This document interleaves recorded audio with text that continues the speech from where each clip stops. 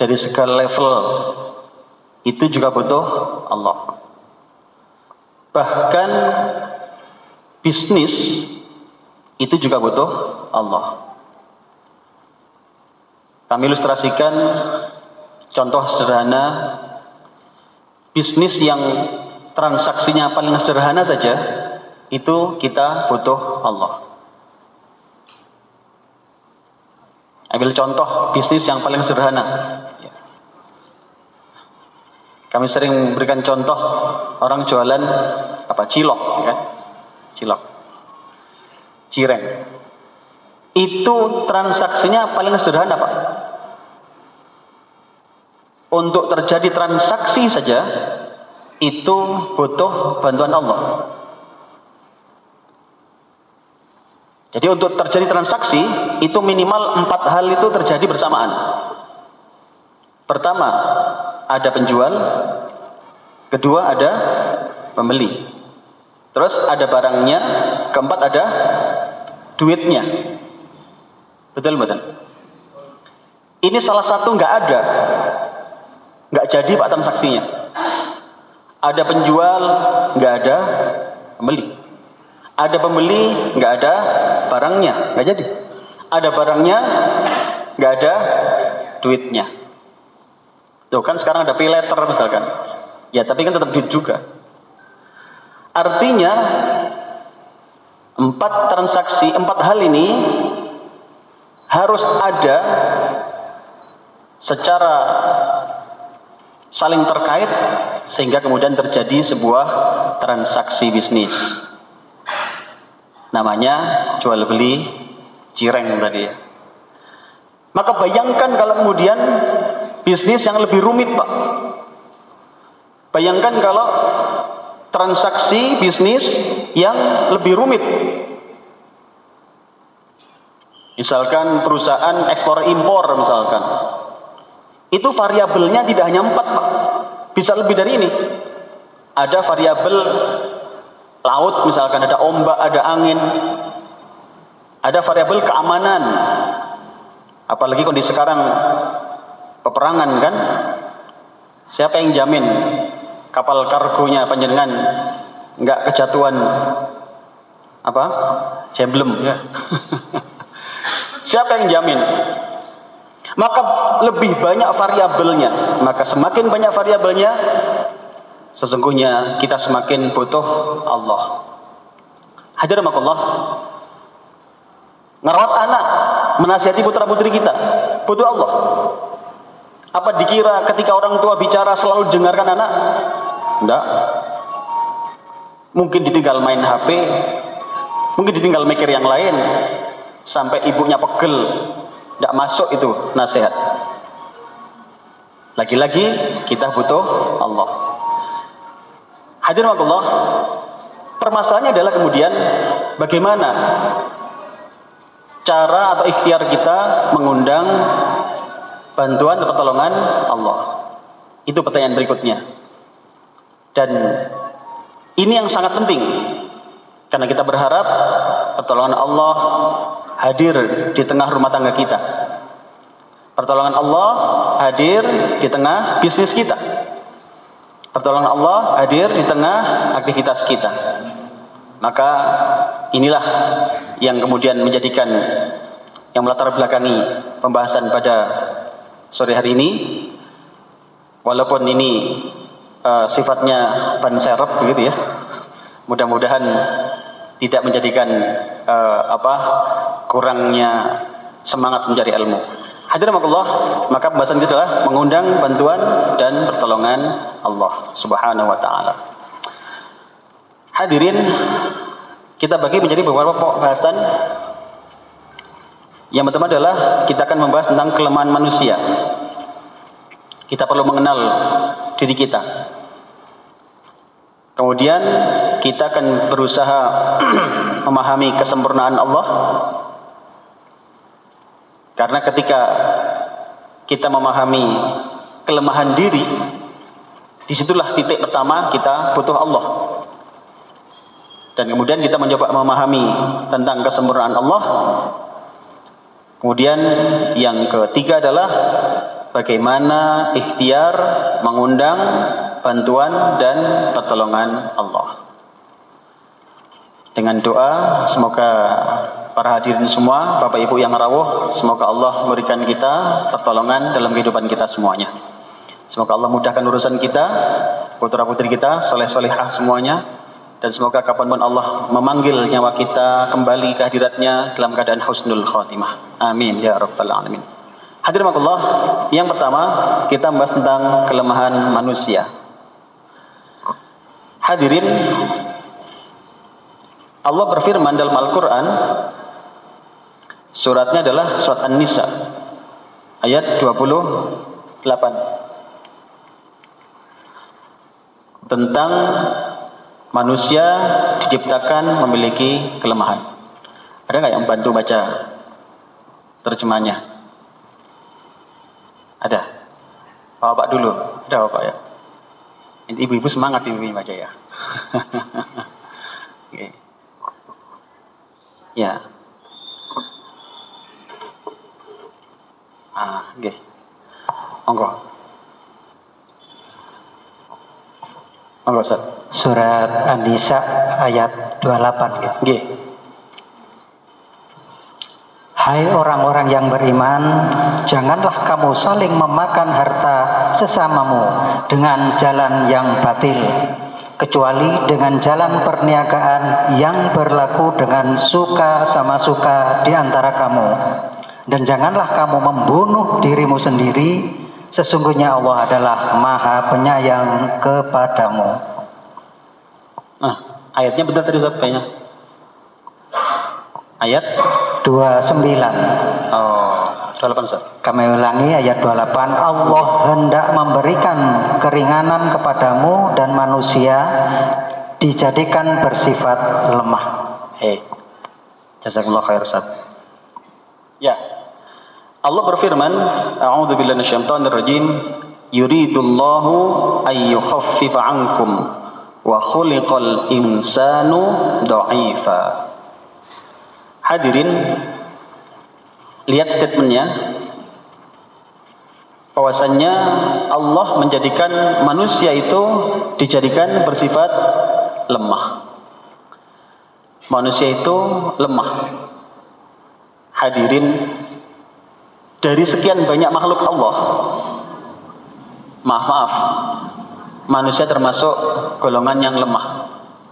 Setidaknya jika kita lihat saat kelahirannya, seekor anak ayam sekalinya menetas di hari pertama sudah bisa jalan sendiri, bisa lari sendiri, bahkan itu anak ayam. Anak sapi juga begitu.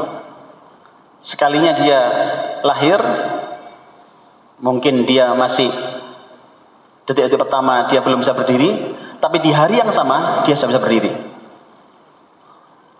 Anak burung dan seterusnya. Tapi manusia butuh waktu sampai berminggu-minggu, berbulan-bulan bahkan, untuk sekedar berjalan, belajar berjalan. Ada nggak yang lahir langsung lari begitu? Kalau ada itu bisa masuk keajaiban dunia ke-11 barangkali ya. Hadirin rahimakumullah, ini bukti memang kita lemah. Jadi manusia itu memang diciptakan wa khuliqal insanu dha'ifa. Lemah sudah. Hadirin rahimakumullah, maka kemudian kondisi ini jelas kita butuh adanya Allah yang maha kuat, maha sempurna untuk menolong kita. Hadirin Allah, kita lanjutkan. Seperti apa kelemahan-kelemahan manusia? Seperti apa kelemahan manusia? Kita lihat. Yang pertama adalah manusia itu suka berkeluh kesah dan kikir. Allah menjelaskan dalam Al-Quran surat Al-Ma'arij surat ke-70 ayat 19 sampai 21. Monggo Ustaz.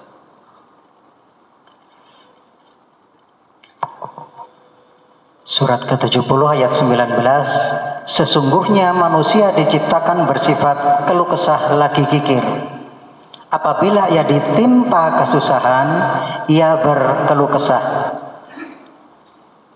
Dan apabila ia mendapat kebaikan, ia amat kikir. Baik. Hadirin lihat nih. Manusia itu ternyata kecenderungannya suka sambat dan kikir. Suka sambat dan kikir. Mari kita bayangkan, urusan apa yang bisa selesai kalau sifat dasar kita masih seperti ini? Suka ngeluh misalkan. Jenengan punya karyawan, sambat aja. Disuruh nyapu sambat, suruh ngepel sambat. Kira-kira gimana Pak? Direkomendasikan naik gaji apa dipecat? Hah? Iya kan? Kenapa? Karena itu tidak menarik bagi seorang bos misalkan. Ini karyawan opo sambat aja, kan? Sekretaris suruh ngetik sambat aja, alasan banyak macam. Wah, itu kalau ada rekomendasi kenaikan gaji pasti ada yang nggak beres. Hadirin Allah. Yang kedua kikir. Urusan apa coba yang bisa selesai dengan sifat dasar kikir ini? Urusan apa yang bisa selesai dengan sifat dasar kikir ini? Bayangkan, Bapak Ibu punya tetangga, kikir luar biasa Bu.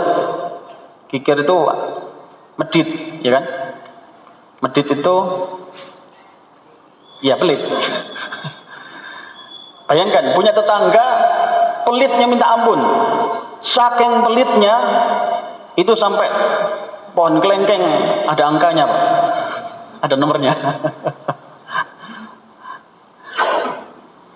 Saking kikirnya, tidak pernah itu sedekah kepada tetangga kanan kirinya. Bayangkan, punya tetangga kikir luar biasa Bu.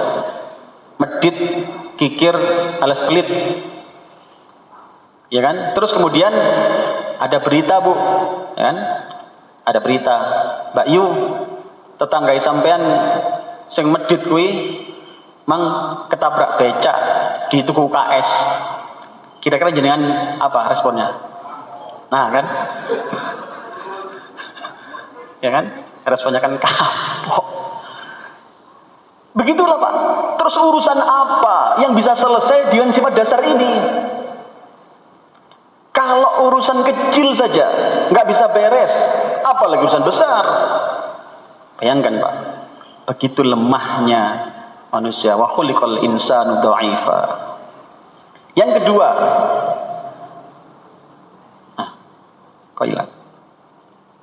Kok yang ini ya? Bukan. Manusia itu punya sifat dasar suka membantah. Allah menjelaskan dalam Al-Quran surat Al-Kahfi surat ke-18 ayat 54. Monggo Ustaz. Dan sesungguhnya kami telah mengulang-ulang bagi manusia dalam Al-Quran ini bermacam-macam perumpamaan. Dan manusia adalah makhluk yang paling banyak membantah.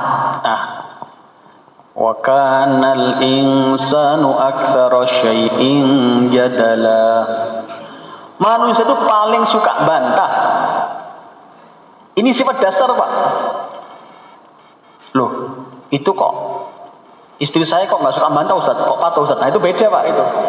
Itu sudah dapat pendidikan itu. Tapi sifat dasarnya itu maaf, ngeyelan Pak sebenarnya itu. Ngeyelan. Jadi suka bantah. Sekarang mari kita lanjutkan tadi Pak. Bayangkan seorang karyawan sudah suka sambat, kikirnya minta ampun. Artinya kalau bekerjanya itu dihitung beneran, tidak mau dia lebih dari sekedar menambahkan pekerjaannya itu dengan hal yang lain. Ditambah lagi suka bantahan Pak. Kira-kira gimana? Kalau jangan punya karyawan model begini gimana Pak? Dinaikkan gajinya atau tuh, tidak. Bisa dipahami nggak ini? Faham betul Bu? Faham? Ya. Nyantol gitu. Alhamdulillah. Ini penting Pak. Kenapa? Kita biar tahu kita ini butuh Allah. Kalau kita sendirian Pak, urusan apa yang bisa selesai? Urusan apa yang bisa selesai dengan sifat dasar ini Pak? Gak akan bisa selesai Pak. Seorang istri yang suka bantah, oh gak awet Pak itu Pak. Apa aja gak dibantah suaminya. Seorang anak suka bantah orang tua, juga gak awet Pak. Hadirin makullah. Maka lagi-lagi inilah karakteristik kelemahan kita sebagai manusia. Loh kalau sekarang kita sudah tidak kikir, kita sudah tidak gampang sambat, kita sudah tidak ngeyelan. Oh, alhamdulillah Pak, itu anugerah Allah itu. Itu buah dari pendidikan orang tua kita dulu, pendidikan dari doa-doa beliau. Dan itulah pertolongan Allah Pak. Tapi kalau sifat dasarnya masih ada, sangat butuh Allah. Hadirin Allah. Yang ketiga, manusia itu zalim dan bodoh. Allah berfirman, A'udzubillahi minasyaitonir rajim, innahu kana zaluman jahula. Muhammad surat Al-Ahzab. Sesungguhnya manusia itu amat zalim dan amat bodoh. Surat Surat Al-Ahzab surat 33 ayat 72. Ayo bayangkan Pak, sudah suka sambat, kikir, apa tadi Pak? Ngeyelan, sekarang tambah lagi nih. Dolim, bodoh pisan. Gimana kira-kira Pak? Jadi dipecat apa naikkan gaji? Artinya kalau ini karakter asli ini begini Pak, nggak akan bisa Pak. Urusan apa coba? Urusan kecil di rumah tangga atau besar bahkan urusan negara. Bayangkan, yang punya pemimpin sudah suka sambat, kikir, mengeluh terus, zalim, bodoh. Kerasan nggak jadi rakyatnya Pak? Kerasan jadi rakyatnya nggak kira-kira? Kira-kira kalau kita didoakan panjang umur, apa didoakan panjang umur orang itu? Kalau punya pemimpin model tadi Pak, sudah kikir, suka sambat, ngeyelan, ya kan? Gak bisa dinasihati gitu ya. Terus kemudian zalim, bodoh pisan. Gimana Pak? Kalau dengan doa, didoakan panjang umur, apa?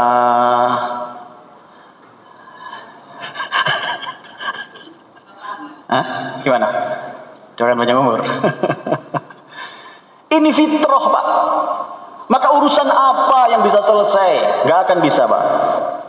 Lagi, yang keempat, mencintai dunia. Lengkap sudah Pak. Dalam surat Al-Qiyamah, surat 75 ayat 20. Monggo Ustaz. Sekali-kali jangan demikian. Sebenarnya kamu, hai manusia, mencintai kehidupan dunia. Nah, mana Pak sudah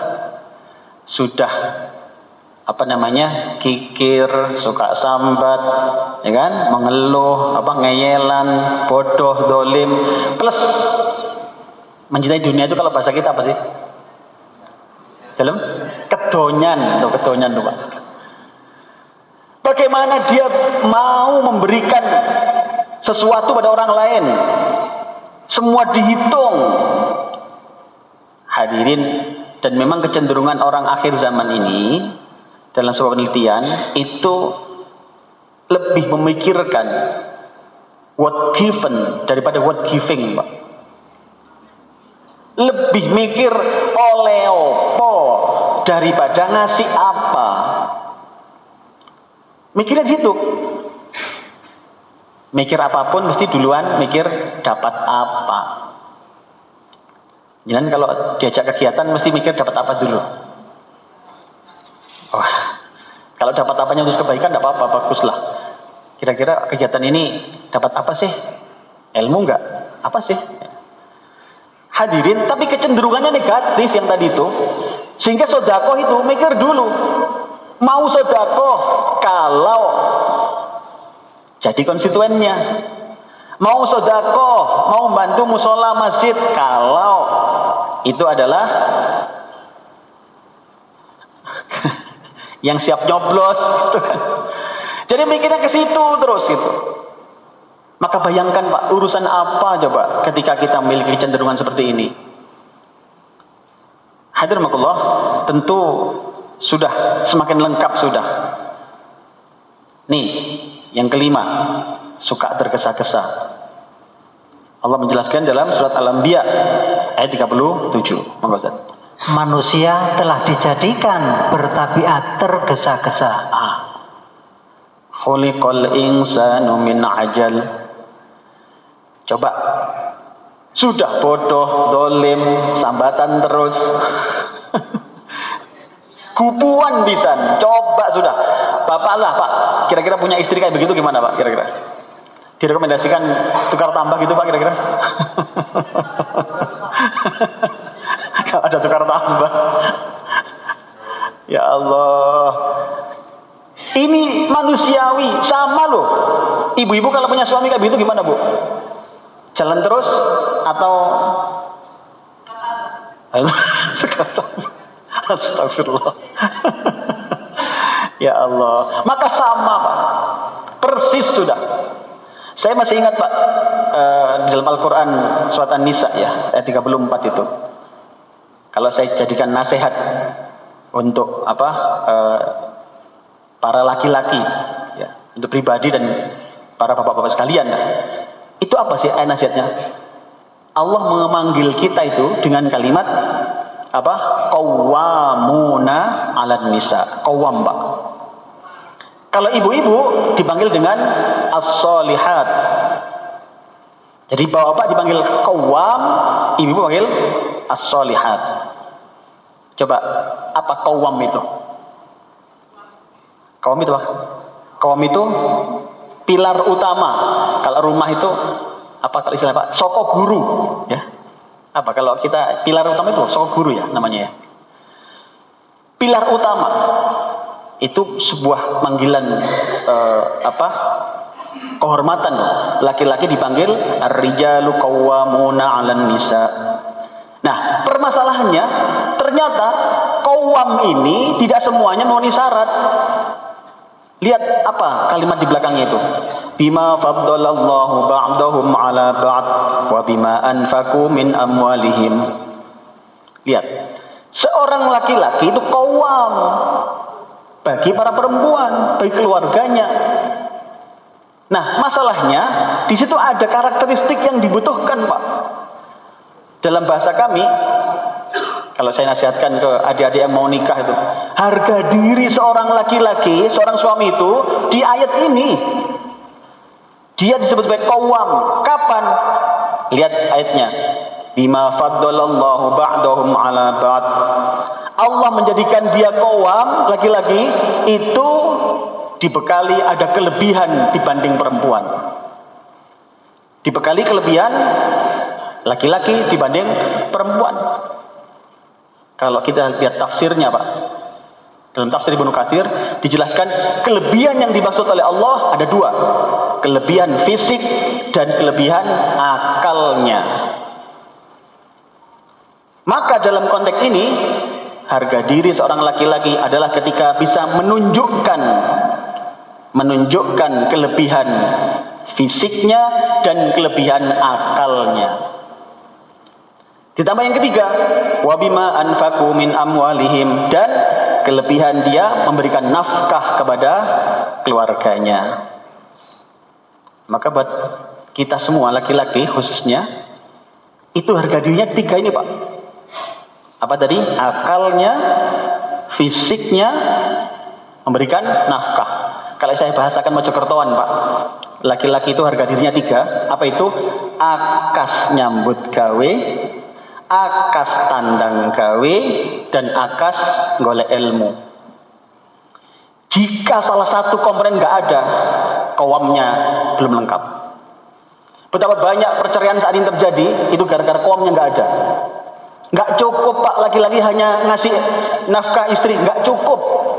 Jadi Anda harus menunjukkan qawwamnya dari sisi fisiknya. Fisiknya lebih daripada istri. Maka ketika misalkan ngangkat galon misalkan, jangan kasihkan orang perempuan. Ya kan? Ngangkat galon perempuan. Harusnya laki-laki tampil. Mendurulkan genteng, gimana Bu? Genteng bocor. Iya kan? Nggak cukup hanya dengan memberikan nafkah, nggak cukup. Karena ada yang lain yang Allah tunjukkan bahwasanya dia diberikan kelebihan fisik. Coba ibu-ibu misalkan kalau melihat bapak akas tandang gawe di rumah Bu, seneng betul? Seneng apa seneng banget? Oh seneng banget. Ya kan? Oh tidak bisa. Kalau saya nasihati adik-adik, tidak bisa. Wah kan jangan sih, seperti ngasih belanja Ustaz. Enggak cukup. Banyak perceraian sekarang yang terjadi gara-gara itu. Dia nggak jadi qawam. Atasi. Jangan biarkan istrimu angkat-angkat sendiri. Jangan biarkan istrimu betulkan genteng sendiri. Ya kan? Tampil dong laki-laki. Terus akas oleh ilmu. Apa itu? Akalnya. Laki-laki itu akalnya Pak. Bagaimana mungkin qawam, pemimpin, kalau akalnya nggak cerdas? Nggak mungkin Pak seorang pemimpin kalau bodoh. Apalagi palsu ijazahnya. Enggak, ini kok kemana-mana ini ya. Wes mari. Astagfirullah. Hadirin, nggak bisa Pak pemimpin begitu, nggak bisa. Karena qawam. Kemudian memberi nafkah. Maka yang dibatasi itu bukan perempuan dalam Islam itu. Bukan. Tapi laki-lakinya dipacu lebih tinggi. Pernah dengar teori kesamaan, bukan kesamaan, apa sih istilahnya? Dalam pernikahan itu ada namanya kesetaraan. Kufu, kifaah. Kifaah itu bukan yang laki-laki membatasi perempuan, bukan. Sebaliknya, perempuan silahkan berkarya seluas-luasnya, bapak-bapak nggak boleh kalah. Itu kuncinya. Misalkan, bukan istri dibatasi, dek, sampean ngaji ojo sering-sering. Mau nek luwih pinter sampean lah ya apa duwe. Enggak. Silahkan mau ngaji berapa kali oke, antar kalau perlu. Bapak-bapak lebih sering lagi ngajinya. Kalau ibu-ibu 2 kali sebulan, bapak-bapak 3 kali sebulan. Itu kuncinya. Maka dalam Islam itu perempuan tidak boleh kemana-mana, bukan. Memang perempuan juga nanti ada tadi as-solihat. Nah itu. Apa itu? Qanitatun hafizat. Itu ada maknanya sendiri. Hadirin Allah. Tapi apa sih konteksnya ini? Jangan tergesa-gesa itu balik tadi. Kenapa? Ternyata seorang pemimpin rumah tangga juga qawam itu harus akalnya main. Maka tidak boleh tergesa-gesa. Ini konteksnya tadi ya. Baik, kita lanjutkan. Kalau tadi misalkan kita bicara tentang kelemahan manusia, maka yang sekarang adalah kesempurnaan Allah. Hadirin Allah, mari kita coba bahas tentang kesempurnaan Allah. Yang pertama, Allah itu sang pencipta. Allah Al-Khaliq, sang pencipta. Allah menjelaskan dalam surat Al-Hasyr surat 59 ayat 24. Monggo Ustaz. Dialah Allah yang maha menciptakan, yang mengadakan, yang membentuk rupa, yang mempunyai Asma'ul Al-Husna, bertasbih kepadanya apa yang ada di langit dan di bumi, dan dialah yang maha perkasa, lagi maha bijaksana. Baik. Wallahul Khaliq, dialah Allah Al-Khaliq, pencipta. Hadirin, Allah mendeklarasikan dirinya. Allah itu pencipta loh. Kalau pengubah itu beda dengan menciptakan. Lebih tinggi menciptakan karena bisa berangkat dari nggak ada. Pernah ada debat tentang masalah ketuhanan ini dengan seorang yang ateis lah begitu ya. Dia nggak percaya sama Allah. Itu kalau bagi kita, saya jelaskan, jangankan Allah. Waktu itu kan yang dipermasalahkan adalah kebangkitan. Apakah ada hari kebangkitan itu? Kita kan memahami, meyakini ada ya Bu. hari kebangkitan, di mana Allah membangkitkan kita dari kubur, kemudian di alam mahsyar diadili oleh Allah, kan? Maka bayangkan lebih susah mana membikin yang sudah pernah ada dibanding membikin yang belum pernah ada. Gimana Bu? Membikin mana yang lebih susah? Yang belum pernah ada, betul ya? Dan itu Allah jelaskan di dalam Al-Quran. Maka kalau Allah mampu mengadakan yang belum pernah ada, apa susahnya mengadakan kembali yang pernah ada? Dan orang ateis awalnya sempat mikir juga akhirnya. Iya. Apa susahnya? Kan mereka orang-orang kafir zaman dulu kan menunjuk tulang kan. Siapa yang menciptakan, siapa yang membangkitkan kami ketika jadi tulang belulang seperti ini, kan? Kan Allah kemudian dawuh, yang menciptakan, yang membangkitkan mereka adalah yang menciptakannya pertama kali. Maka kalau menciptakan yang dari tidak ada itu bisa dilakukan oleh beliau, apa susahnya membangkitkan kembali apa yang pernah ada? Hadirin Allah, Sang Pencipta. Sudah, gak ada tandingan sudah. Dia yang menciptakan.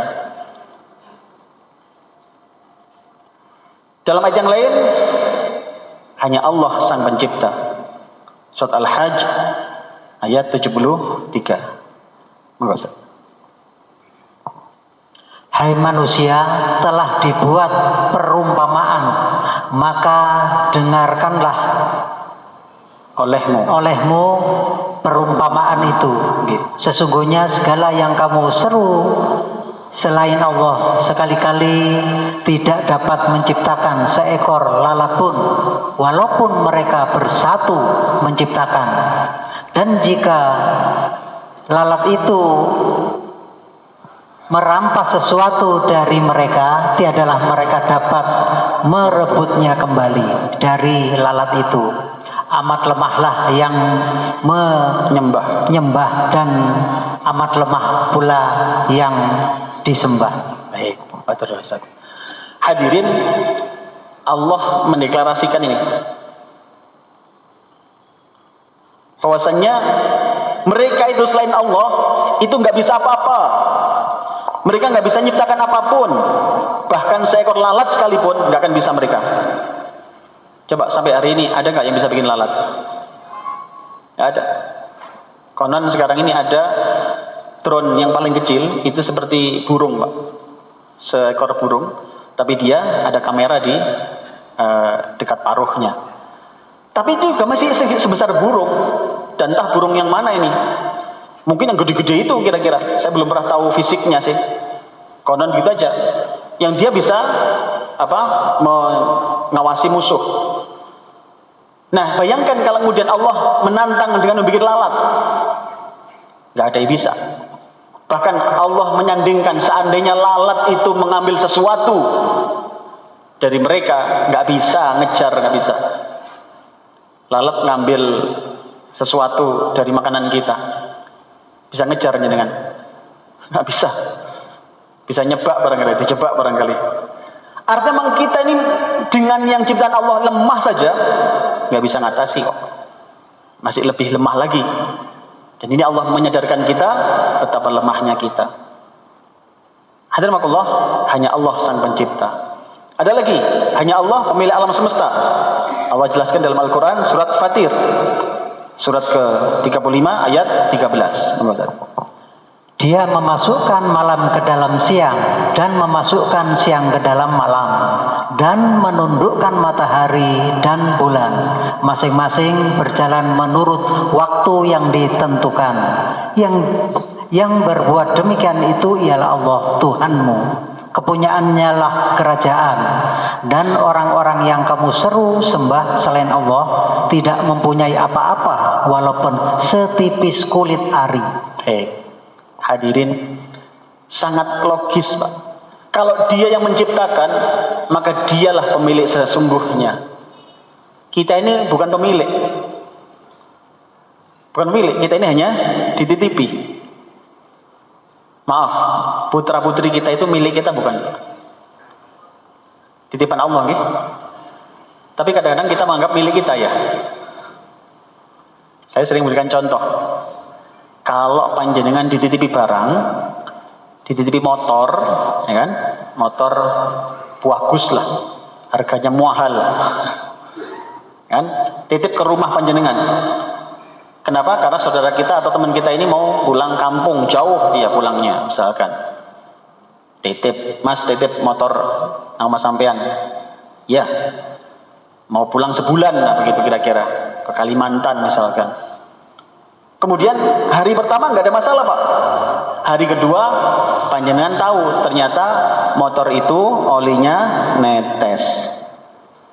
Kira-kira yang harus mengeluarkan uang, yang harus repot untuk menyiapkan dana itu jenengan yang dititipi ataukah dia yang nitipkan barang?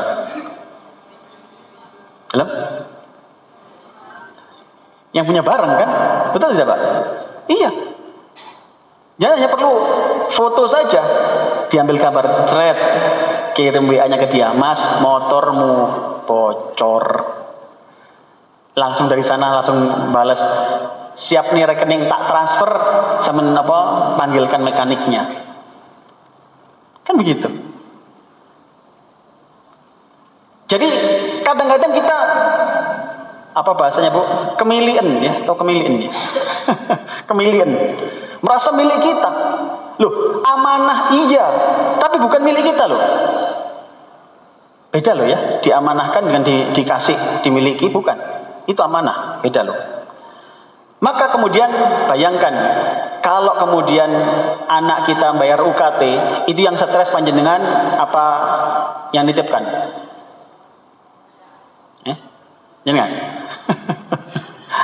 Kalau gitu invoice-nya UKT difoto aja Ustaz. Itu Pak kata kuncinya ternyata. Ketika kita sadar itu milik Allah. Kita sadar itu milik Allah, itu lebih mudah Pak, nyampaikannya lebih mudah. Ya Allah, titipanmu sedang butuh UKT ya Allah. Ya Allah, titipanmu sedang sakit demam ya Allah. Isa. Adzan dulu, gitu.